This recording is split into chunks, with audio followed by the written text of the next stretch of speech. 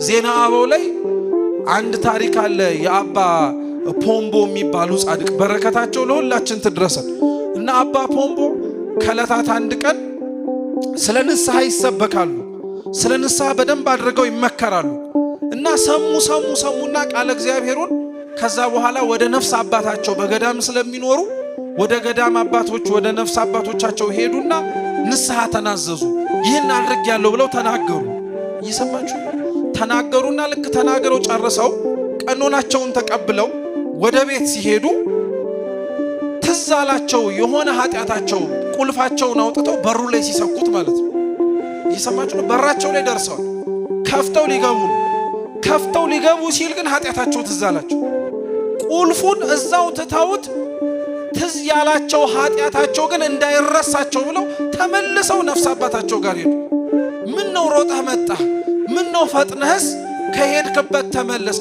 የረሳሁት በሬ ጋር ሲሄድ ትዝ ስላለኝ እንዳይጠፋብኝ ውሎ ሲያድር ለመናዘዝ ነው የመጣሁት። ማን ከኛ መካከል እንኳን የረሳነውን ኃጢአት ለማስታወስና ራሳችንን ለማንጻት ከመታገል ይልቅ ትዝ የሚለንንም እኮ መናገር አንፈልግም። ሰምተው ምን ይሉኛል እንላለን። ስትሰራው ያላፈርክ፣ ስናረገው ያልተሸማቀቅን፣ ጨለማ ነው ብለን ሁሉን በሚያየው በእግዚአብሔር ፊት ስናረገው ያላፈርን፣ ይሄ ያሳፍረን። ስንሰራው ነበር እኮ ማፈር የነበረብን። ሁሉን የሚያየውን እግዚአብሔርን እንደ ሰው አይን በጨለማ አያይም ብለን የምናደርገው ስራ ላይ ያኔ ነበር መሸማቀቅ የነበረብን። እሱን ድንበር አልፈ ነው አፍርሰ ነው እግዚአብሔርም እንዳወቀው አውቀን እኛም ህሊናችን እንደወቀሰብን አምነን ስንመጣ ግን ለምን ለመናገር እንፈራለን? አያችሁት? ሰይጣን ክፋቱ ይሄ ነው።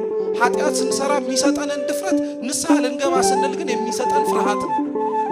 እንደማይምረን ይቅር እንደማይለን የትላንትናው ዓመታችንን በከንቱ እንዳሳለፍ ነው ይሄንን የመጪውንም ጭምር እንደማንስተካከል የሚነግረን ብዙዎቻችን እንዲያው ነው።